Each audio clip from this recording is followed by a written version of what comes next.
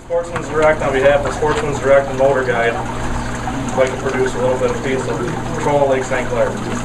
Lived out here my whole life, patrolled Lake St. Clair since I was 8 years old with my uncles. Love this lake. Great lake. You can't beat it for walleye. This year the size of walleye is something that I've never seen before. Maybe 10 years ago we had fish like this. If you're not out there trolling for them, you guys are missing something amazing. So, a couple key things I want to go over tonight. Main thing, Lake St. Clair currents.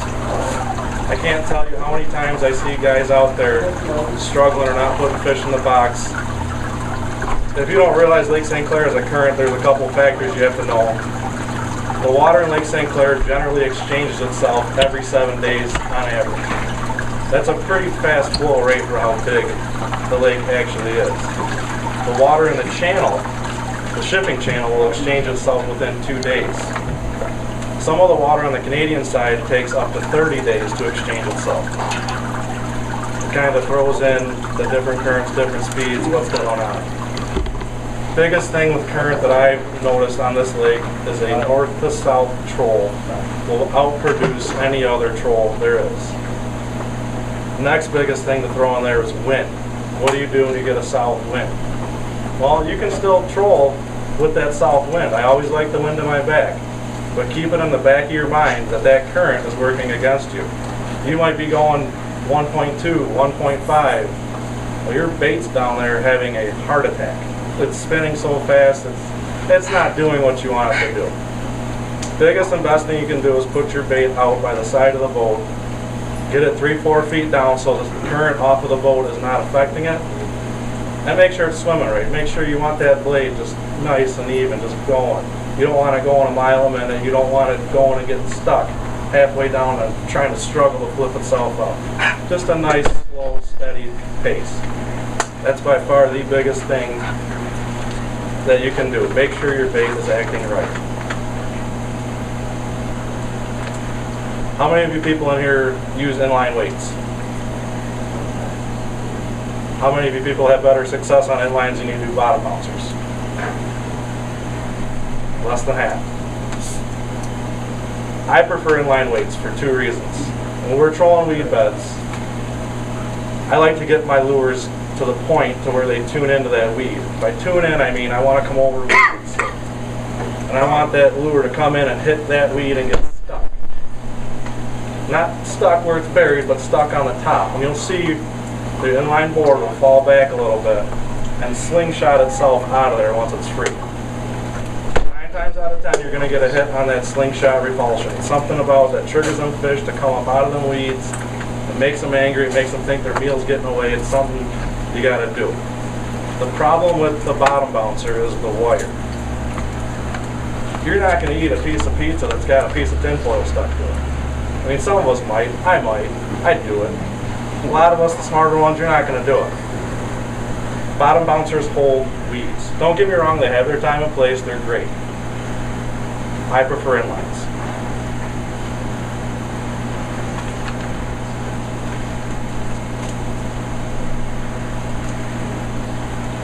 The best winds to fish Lake St. Clair. We got a north wind tonight, it's ripping. I don't want to be here. I'm not going to lie to you. I love a north wind. You cannot beat a north wind, northeast wind, or a northwest wind. The stronger, the better. 6-footers out there, as tough as it's going to be to fish them, you get out there, you get on the right weed bed, you're going to have the day of your life. The worst winds I hate out here, believe it or not, are a heavy west or a south. It does things to the lake, it slows the currents. When you speed up current in the lake, especially the north wind, the current, our lake is generally north to south with currents. It has a little bit of east. And I'll go over that in a little bit and point out the areas that I've noticed on the map of where the currents changes and what they do. If you lay down someone's home, they're left out in the open. Our fish feed on bugs. Everything out here is bug related, larvae. Well, all them bugs, they live in the weeds. All the minnows are in them weeds getting them bugs. You shake them weeds up, you lay them down with the north wind, speeding up the current, it's going to lay them winds down. Well, them fish don't really have a choice. It's a free-for-all. It's like Halloween when we were kids. You got to get out there. They're out there getting that candy. They can't not do it. It's something about it.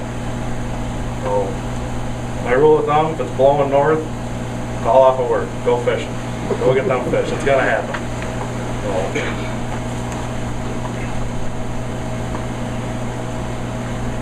another thing I see everybody doing wrong, these weeds are going to get really thick out here. Right now they're very, very manageable. They're not up that high. You can fish over top of these. You can pull fish out of them with these. There's still a lot of stained water. Later in the summer we're going to lose our stained water. Them fish are going to be a little bit tougher to pull out of the weeds. The only reason them fish in stained water will hit longer is a walleye is a low light feeder. They like that. They can go in there, they can attack bait better. They feel more comfortable in there. Once that stained water goes away, them fish relate to weeds. That's all we really have out here. We got structure, don't get me wrong. We got rocks, we got drop-offs, we got a channel. Them fish love the weeds. Everything is in them weeds. The perch that they eat, the minnows that they eat, the bugs that they eat. We're going to have a giant mayfly hatch again this year. I don't know if you've lived here long enough, but we got some mayflies. All of those have to come out from the bottom of the lake through the weeds. The point I'm trying to get across with that, when people are bombing bottom bouncers, you're hitting the weeds. You're not fishing above it. The fish will always feed up no matter where it's at. That fish has got itself positioned in them weeds to get food. So if you're fishing in them weeds, you're scaring it. You're scaring that fish out of its home. It's going to move. You might get a reaction strike or two. You might, I'm not going to say you're not, but I guarantee you'll catch more fish fishing high and fishing above that fish. The lowest I ever go is when you're setting your inlines out. You can use any weight you want. Weight doesn't matter. 1 ounces are great from anything from 15 to 20 feet out here. 1/4 ounces, 1/2 ounces, you name it. It's a numbers game. You got to go back and see. All right, this board's getting weeds. I'm 55 back on a 1/4 ounce. We'll bring it 40 back. Is it still getting weeds? And is it getting fish? You're going to catch weeds out here. Come July, come August, they're going to be impossible to avoid. It's going to be a lot of work. It's not like going to Erie. It's not like going to Saginaw. You're going to be cleaning boards nonstop. If you're not cleaning boards, you're not catching fish. My point is, you don't have to work as hard as I see people working out there. The biggest thing I do, and the biggest thing I see people not doing, is I do what's called speed setting. By speed setting, I mean I have all my rods on the one side of my boat. I'll take my, for instance, I just got a motor guide XI5, best motor I've ever used. On that motor, I can select my speeds. I can crank my motor up. I can be doing 2.5 miles an hour. Put your board on, run your bait out going fast. Put them all out. They're going to be all above the weeds. Your boards are going out twice as fast as what your boat's going. They're cutting a 45 and trying to keep up with the boat. That's keeping your lures way up high for 1, out of the weeds for 2. So I'll get all my rods set, get them all going.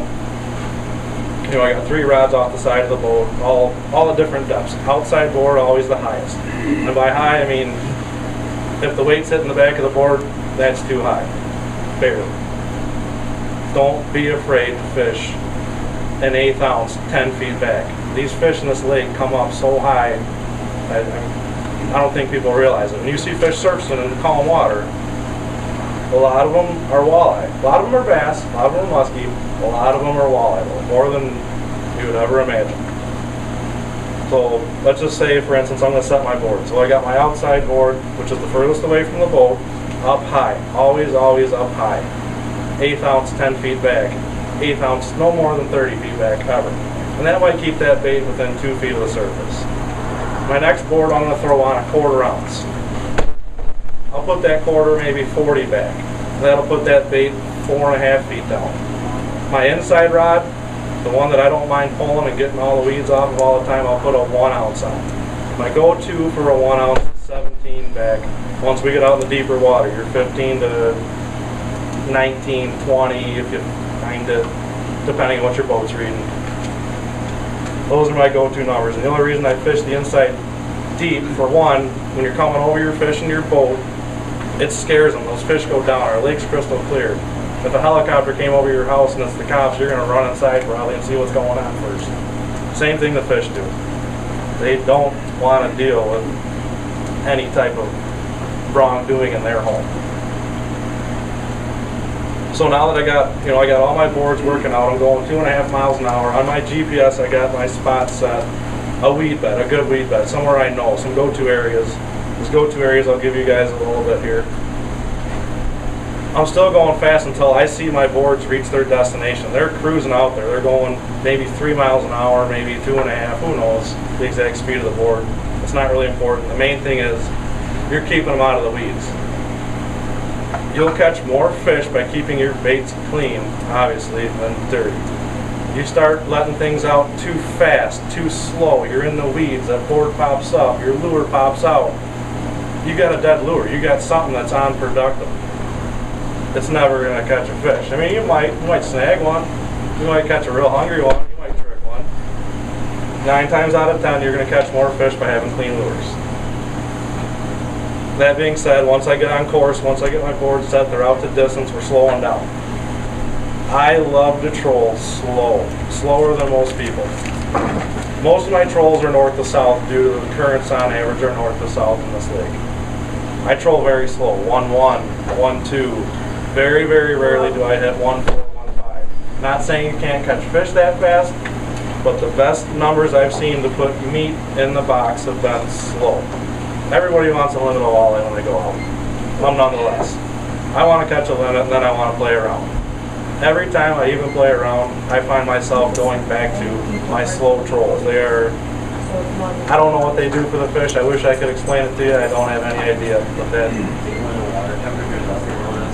Yep, I'll troll slow all year long. The heat of August, I might even slow down a little more. It's all up to them fish, you know. You can troll fast. I mean, I'm not saying people haven't done great trolling fast. It's not 1-5, 1-7, I mean, whatever you want. To me, if I'm going to troll fast, I'll bring out cranks. Because at that point, you're having a reaction. Like, the fish is going to swipe at something. A crawler harness doesn't. You got 2 hooks on a crawler harness. You got a minimal of 6 points on a body bait. So if that fish swipes at that and misses, he's going to come back again and hit it. Maybe he gets stuck. He might get stuck in the cheek and one in the mouth. That crawler harness, he swipes and misses, you got half a crawler now. They really don't do you any good. Fish, I don't know what it is about crawlers in this lake. They got to be fresh. They got to be a decent size. I mean, you can fish a leaf worm if you want. These fish, they love an average of an 8-inch worm. Don't know what it is. Couldn't tell you. Don't even know if I want to figure it out. So that's my whole spiel on speed. Now once you get on track, you start slowing down, set your boards down, your lures are starting to settle down. That's what you want. Now if you ever notice, you'll come over areas on your graph that, holy cow, these weeds are almost touching the bottom of the boat. What can I do? Every board's going to get clogged. Everything's going to... No. Crank your motor back up. You got an electric bow mount, you got whatever you want. The easiest things on bow mounts, I can't say enough about them. Crank your speed up. You're going to lift. Every one of your lures are going to come up. And you got to kind of visualize, all right, I got this one's 50 feet behind the boat. That's the furthest one. I just cleared this weed bed. Once you think you've cleared it, start letting down. You're actually fishing a piece of structure. You're coming over and fluttering them baits. Just as a school of minnows would do that was swimming too low. It looks natural to them fish. You're going to get a lot of bites doing this. It's the main thing I can tell you about staying out of the weeds. You want to be close enough to be dangerous, but not in them to where you're cleaning all the time. Biggest thing I see people doing wrong is, you got your board set. People are going 1-1 trying to put boards out. Wide open bail, clickers open. You're screwed off the bat. You don't stand a chance. It's kind of like going to work with one shoe on. It's not going to happen. You're full of weeds already. So speed setting, your main set. You got everything set. Now you get a fish on. Say you get a fish in the middle. Well, what do you do to get that board back out? Speed back up. The main thing I like to do, and I won't start doing speed sets again once I get everything set. My rods are going. I'm pulling fish here and there. You want to move one of your boards out. You want to slide it out. You want to get your fish off and slide your other one inside. Everybody out here tends to, I see them treat it wrong. They open their bales, they put the clickers on, you're in the weeds. The best thing our reels come equipped with today is a great drag system. It doesn't matter if that board takes 10 minutes to get out there. If you get it out there in 3 minutes and it's full of weeds, you're not going to catch a fish. Even on a slow troll, what I like to do is I got a fish, I'm sending my middle one out. I loosen the drag off to where that board is barely going out. Leave your clicker on. Tick, tick, tick. You want to barely hear it going out. If you start hearing it speed up, you probably grabbed a weed or you're in the weeds. You got a dead rod. Now you got 2 rods you got to try and get back out. Best thing you can do, take a clicker off, loosen your drag, and just make sure that that board is maintaining a speed better than your boat. Keeps you out of the... Kind of more inline? Nope, never use them. Okay. I stick with my solid weights and that's about it. I'll bottom bounce in the river. I like my solid weight setup. Right. Okay. 5 ounces down to half ounce. That's, you mentioned you like fishing with the north wind. yep. You have south wind. How do you fish it? Any different then? Slow. South winds out here are dangerous. You gotta watch. For years I've struggled with a south wind, but I mean struggled like, I know the fish are here. I'm on a hot weed bed. They've been here for a month.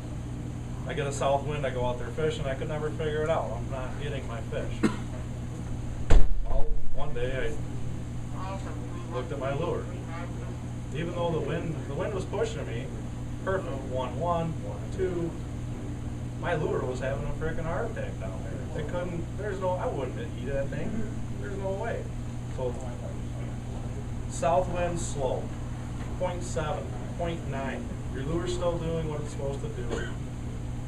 The biggest thing I can say is check your lures. I personally hate the south wind out here more than anything.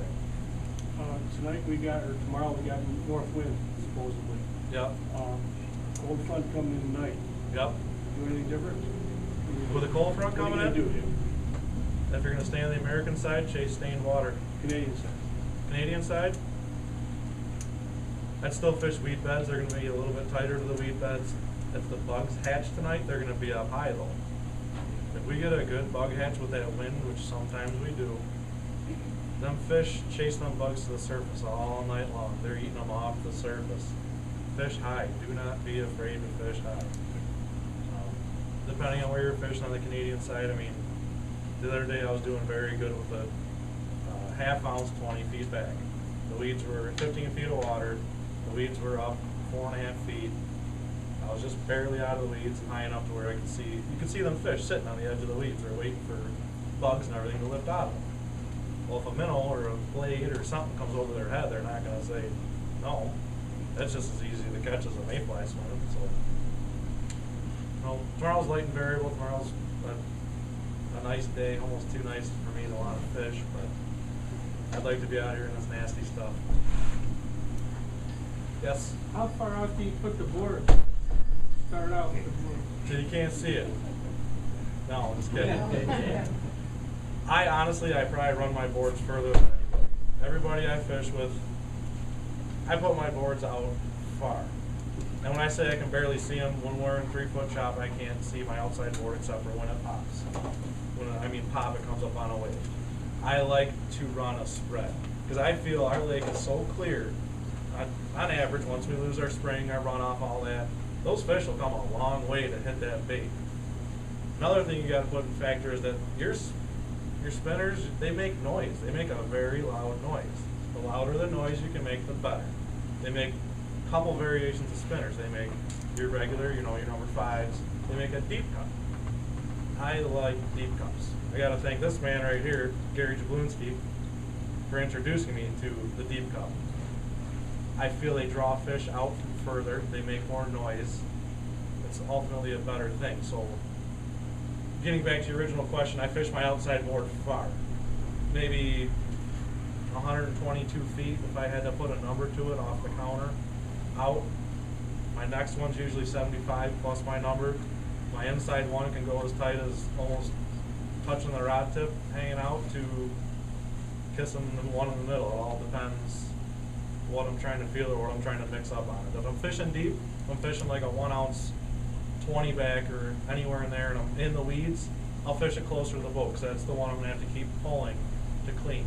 The rest of them I'm running high, I'm running clean, and I don't have to worry about it. Yes? You say that you have more success with the inline ones? Yep.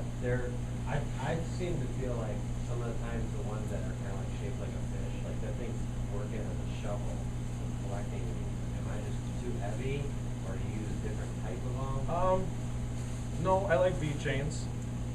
I like the ones like a fish. The problem is, and everybody on the tournaments will tell you, the ones that look like a fish, you come past a good fish and it hits your weight because it looks like a fish. Well, he's not going to spit that, go eat your worm. He's going to be like, oh, I'm tricked. See you later, I'm out of here. So the ones that look like a fish I don't like. Everybody I know generally uses bead chains. They're just yeah, not that a fish still won't hit. That fish will eat anything. But no, the ones that look like a fish I tend to stray away from. I just wonder. But the shovel nose isn't bad. Because you can like pick into your weed and that bait will actually flip like that to slingshot out.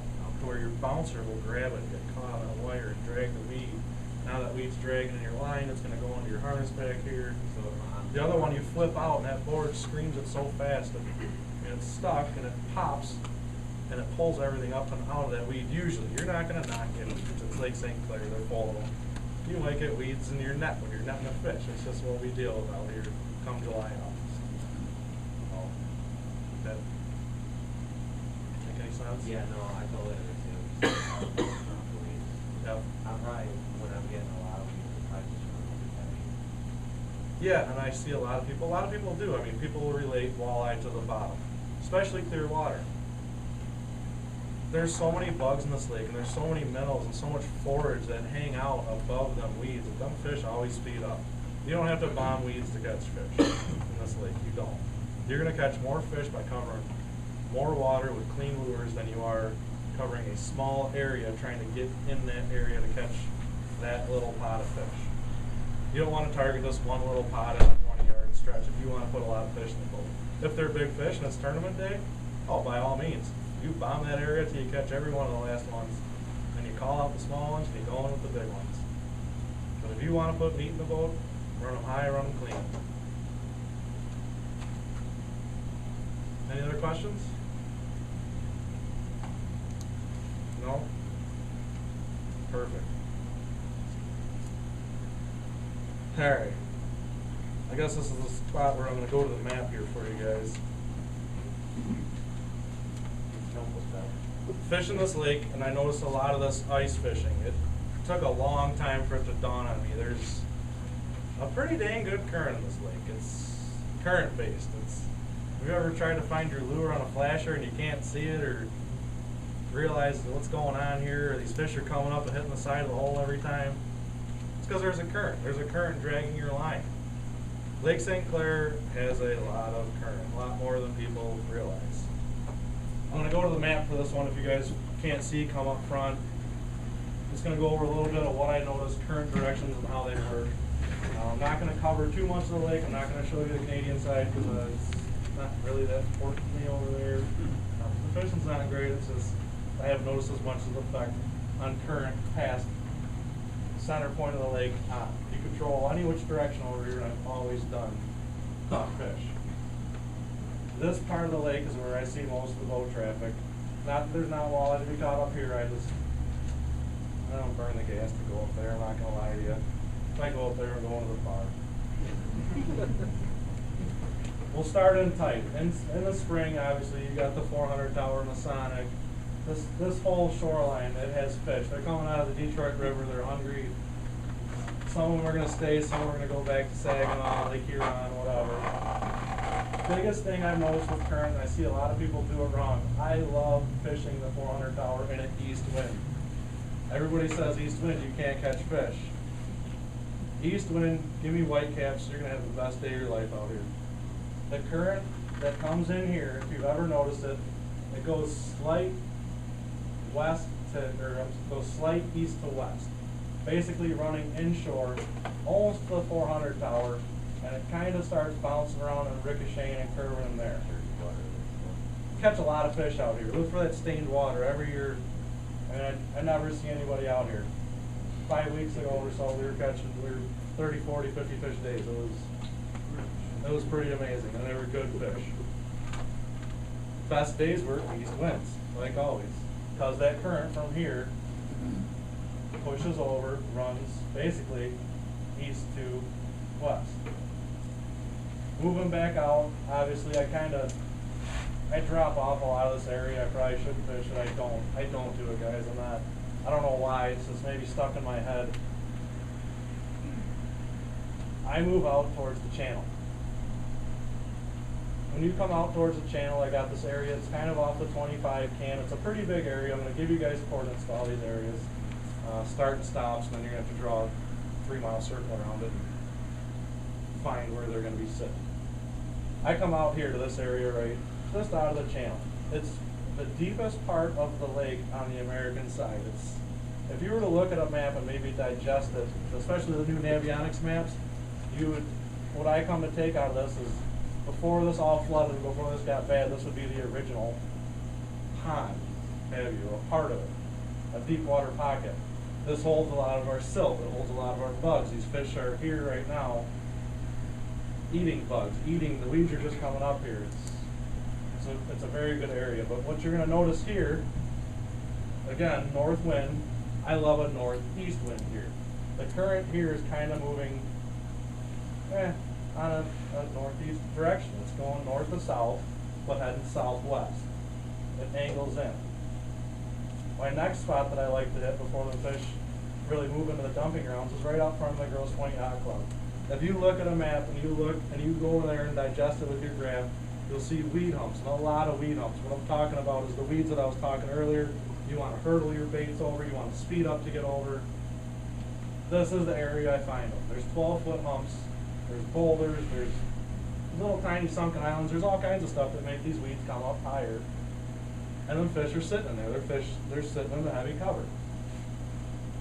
This general area, the current starts moving faster in it because it's geared towards the mouth of Detroit. This is sucking a lot more right here. This water can go from dirty to clean in a matter of hours on it. Some fish might follow it. They might go down a little bit. Generally, they're going to sit right in here in these weeds. Another area, it's a north-south troll, northeast, northwest, it doesn't matter. You get a north wind, it's a go-to area. The next area I go to is the dumping grounds. Everybody knows the dumping grounds. Everybody has to love the dumping grounds. Nasty, nasty place to fish come July, come August. The weeds are to the top. You might be on plane and have a dead stop in your boat because you just hit a pile of weeds over to the top. There's fish in them weeds, and there's a lot of fish in them weeds. They hold to the edges. A lot of guys like, the whole dumping grounds can be good. I like the north part.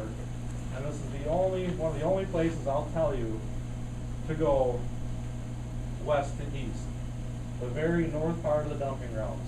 And the only reason I'm doing that is you're still going on a northwest to a southeast, you're on an angle. You always kind of want to stay north to south with your trolls. I like the current to my back. I don't like it to my front. I'd love to give you a great answer for that, but I can't. It's just I catch more fish going north to south in this lake. So that whole north end, this whole trench right here, it's just a phenomenal, it's a go-to area. You're going to fish in between a lot of weeds. And then again, you're going to see weeds. There's going to be weeds in here eventually that you can't hurdle your baits over. The best thing to do is them new motors, that Motor Guide has it, the Tarova has it. You can go ahead, before you get stuck, hit the little anchor function. Your boat is now at a complete stop. So you can reel each and every one of your rods in without worrying about being snagged in the weeds that are so heavy that you might break your line. I run 12-pound test. As long as it's a .013 diameter, I run it. It keeps everything in line with the dive charts, it's in check, it's consistent. You got guys out there fishing. You look at your big guys, your Ross Robertson, your David Kolbs, or anybody that's out there, most of them fish a .013 diameter line. Whether it's a Sun line at 16 pound, I use Suffolk's at 12, I think it's a phenomenal line. Or it could be a Trilene, I think in 10 is the same diameter. Obviously the stronger pound test you can get, the better. Unfortunately, I like Suffolk's. I can't switch to Sun line. So that's a great function you can do in there. Oh yeah, I'm not going to cover any of Anchor Bay, unfortunately. It's a great area. There's a lot of fish there. I just don't really get in there. I'll perch fish there. The bee buoy, there's a lot occurring here. This area shifts and changes and boogies on you a lot.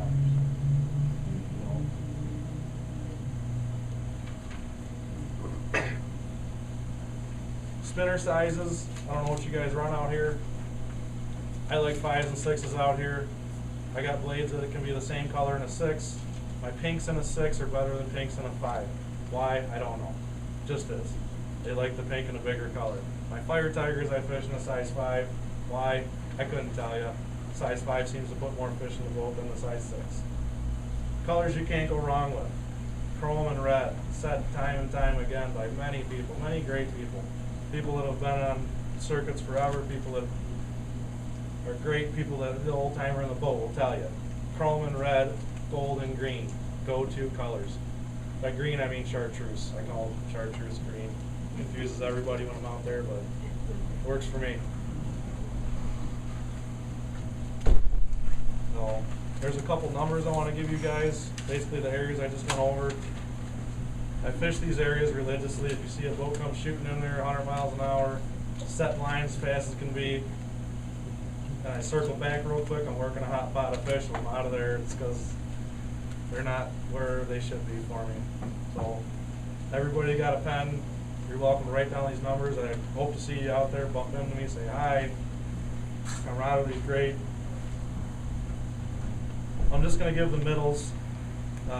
They all start with 42 for a northing and 82 for your westing.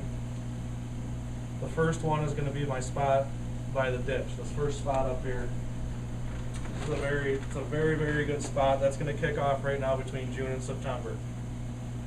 The fish kind of are already there a little bit. They were there 2 weeks ago. There's some good ones, but not like they're going to be. Once the weeds come up there a little better, it's going to be a great spot. So it's going to be 42 for your northing, 30, 5, 5, 5.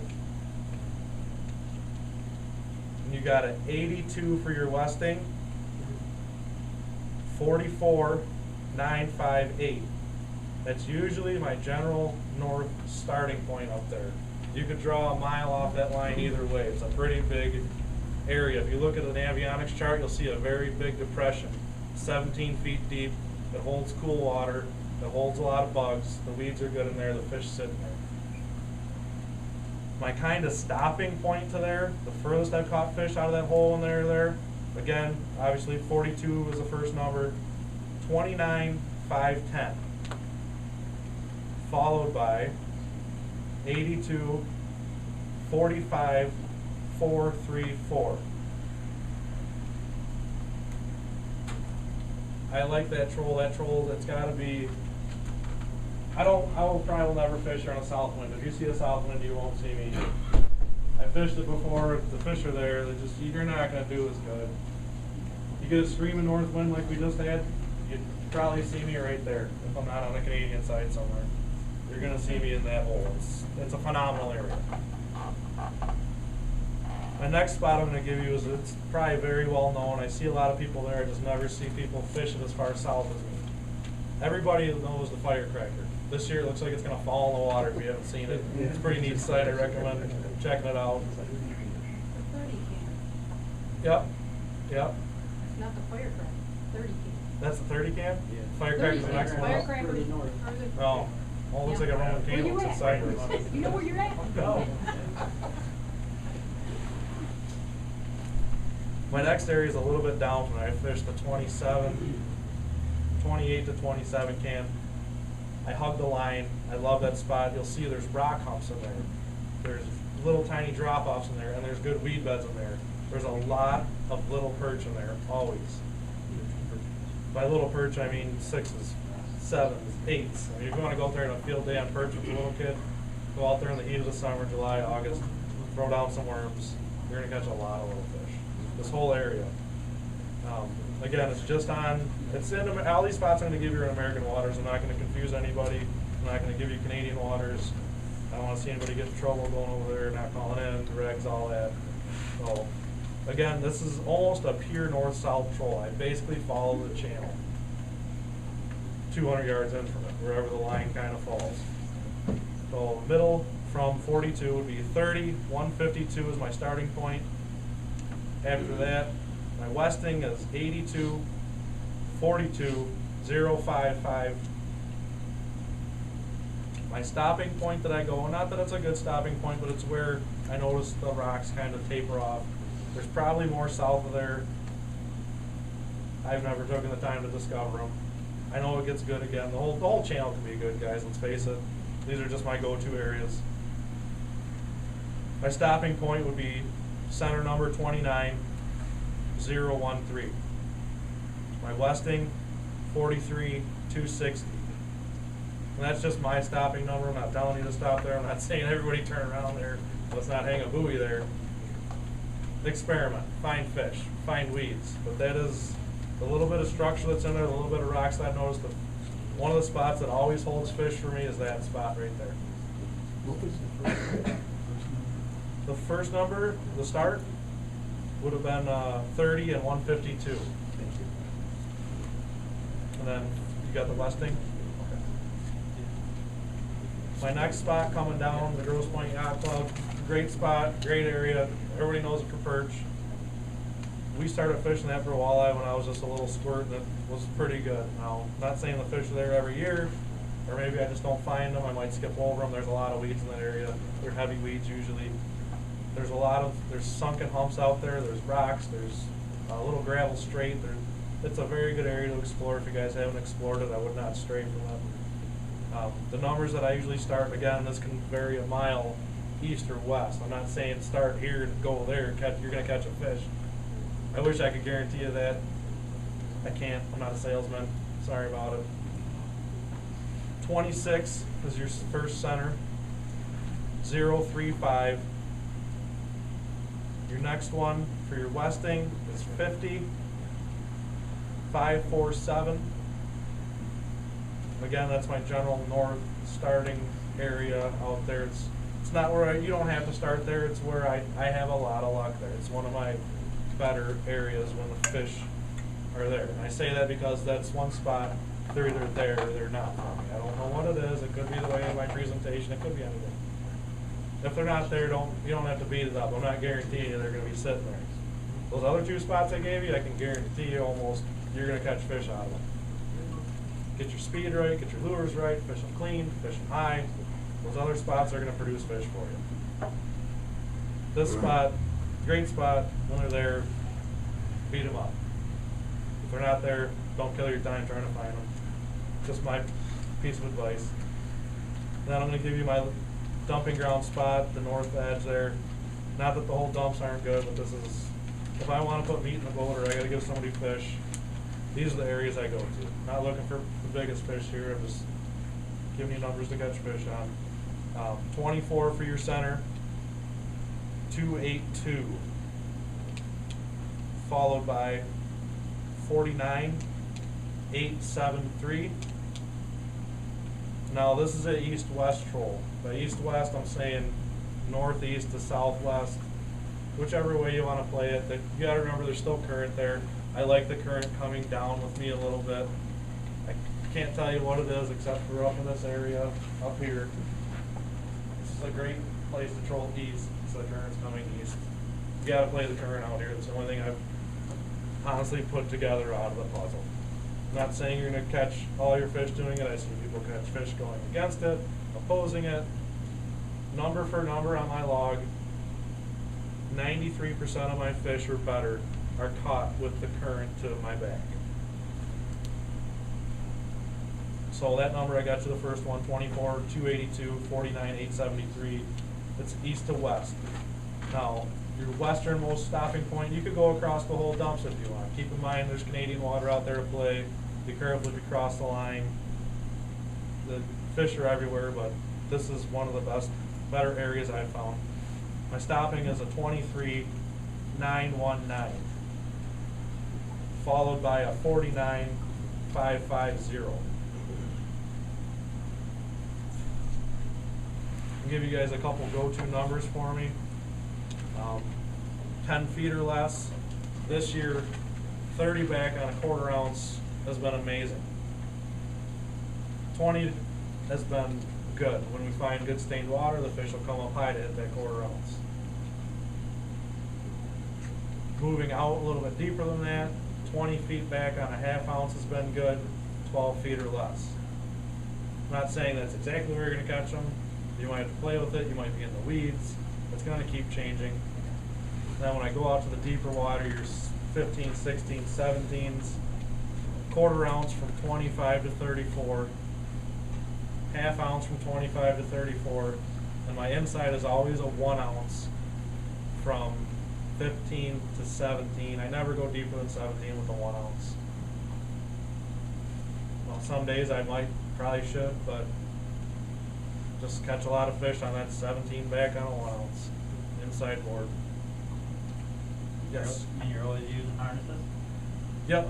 I'll troll cranks early and late. Right. This year I'm going to try and switch it up a little bit, paying attention to some of the tournaments and circuits. A lot of guys have caught a lot of big fish pulling cranks heat of the summer. A lot of guys switch to spoons in different bodies of water when it's hot, going for a reaction bite. This year I'm going to mess around with some of that out here. I'll give another seminar next year, I'll let you know how it goes. But I was gonna ask you ever ran spoons out here? I have, and I haven't done very good on them. I've actually always done better on meat. I've tried it when there was a lot of junk fish in there. By junk fish, I mean, you know, your perch, your white bass, things that you don't want, things that you're like, oh man, I wasted all worm. Well, best thing I found, you're wasting worms, is get some plastics. Get your gulp, get anything with color. The heat of the summer, the fish is gonna hit it or it's not. I love my gulp. You can't beat gulp. You can't beat a night crawler. But if you're fishing through perch to catch a fish, you're gonna hate yourself when you go through 50 dozen worms to catch your 6 walleye. You're not gonna be very happy. You could use a $5 bag of gulp. Watch your board get hit. Don't worry about it. Your bait's still there. Pick up that fish when it buries that board. Don't worry about those perch. So, don't be afraid to fish your plastics on them. It's an underrated thing. Any other questions? No? So you go with the natural worm colors then? You can go natural or you can go, I like black, I like chartreuse, it all depends. I mean, the brighter the sun, the brighter the color. I like to fish bright, dirty water. I fish bright sometimes, or dark. Dark because of contrast, it shows a shadow, fish pick up on that shadow. But sometimes it's a color game with the walleye, and you'll see that pulling your baits. I mean, you'll have pink somewhere out there. It could be up high, it could be down low. They want that pink one today. 2 days from now, you might not buy anything on all 3 colors you got out there. Pick out the ugliest one in the box, throw it down. You're going to be sending them back and burying them boards. So don't be afraid to experiment with colors. Never be afraid. Don't matter if you don't think it'll catch a fish, because it probably will. It's just one of them things. Yes? How many hooks do you usually use on your harness? 2. Yep. Always 2. Number 2 Gamakatsus, I never change my size. The only time I'll change is if I go to Erie because there's not as many weeds. I'll put a number 6 treble or a number 4 treble on the very back one. And that's just in hopes. A majority of your fish on harnesses, when they're hitting good, is going to be on that front hook. Very rarely do you see that back hook hit. I don't want to say that, it doesn't really sound right, but it's when they're hitting the harness and they're tuned into the color, it's always the front hook. So. Do you have any bead colors that you're using on your harnesses? Yeah, I never stray away from reds or chartreuses. Guys will tell you they're just spacers. I tend to disagree. I think if you're fishing a color pattern, it needs to look like that color pattern. So if you got a blade you picked out and that blade's catching fish, all right, you might have a little bit of pink on there, you might have a little bit of green on there.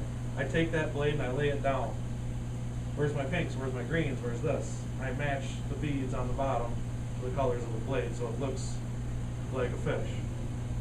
I've never seen a fish unless it was dying that had colors that were really screwed up all over the place. So, nobody wants a dead fish. I don't. Unless it's at the market.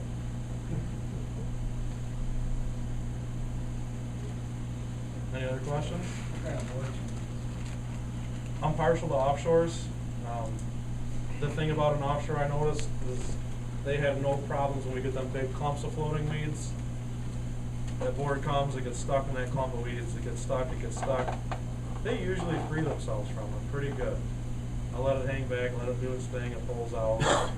If the weeds don't work themselves down the line, you're good. Now, not saying that fishing some of these other boards, they won't do it, but time for time, the offshores, I round my points a little bit on them, they go around the weeds better. I don't fish them stock straight out of the molding.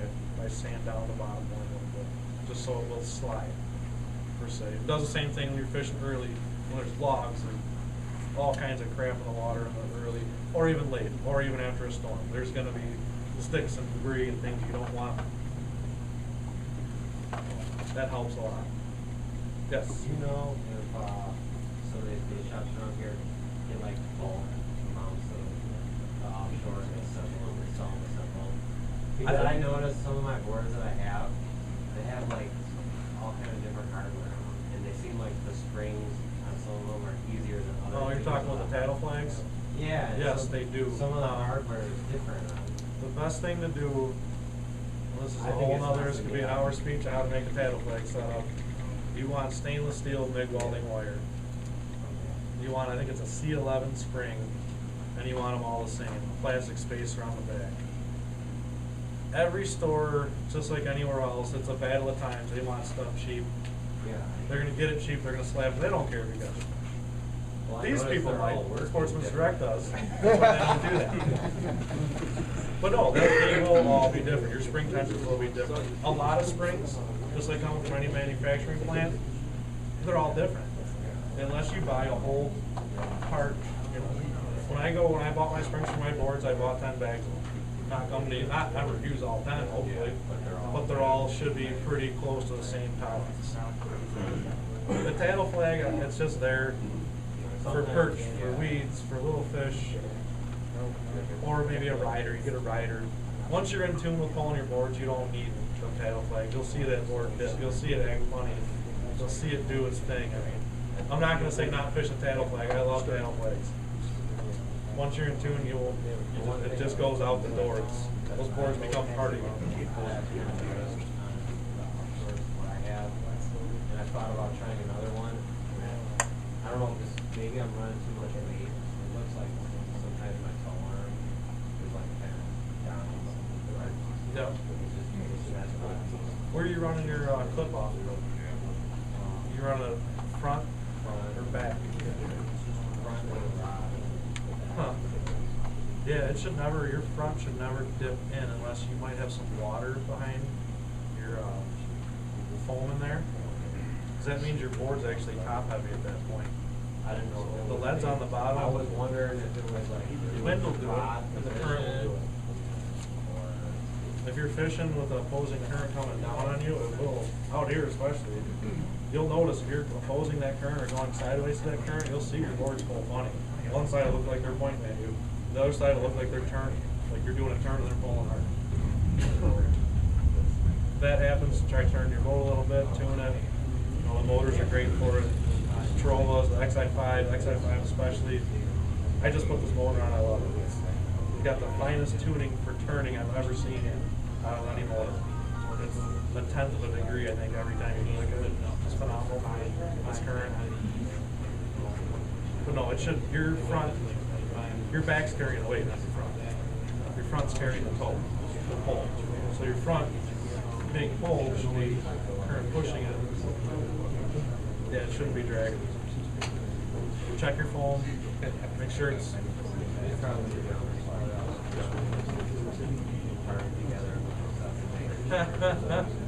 yeah. That's what I noticed. I went to replace a washer, and now I was like, boards on different side washers. Had like, they're almost like. Yeah, some of them are riveted or. Yeah, if you get the boards directly from offshore, they're all built the same. They're all built in America. When the people trick them out for you and do the paddle flags and try to tune them out, they screw them up. They do. You want something done right, do it yourself. Story of life. or have me do it? Best thing I can say, I can show you how to make paddle flags if you want. They're easy. Get yourself some stainless steel big wire. You can bend the coat angle. You can bend the paddle flags. You get a C11 spring. Throw all their stuff out the window. Get a light plastic washer from the back of the one. There's the same screw. The whole thing might cost you $6. The most expensive part is buying that stainless steel big wires. Unless you have a welding shop, which they make you buy it all now. Got some type of hazard rating. Any other questions?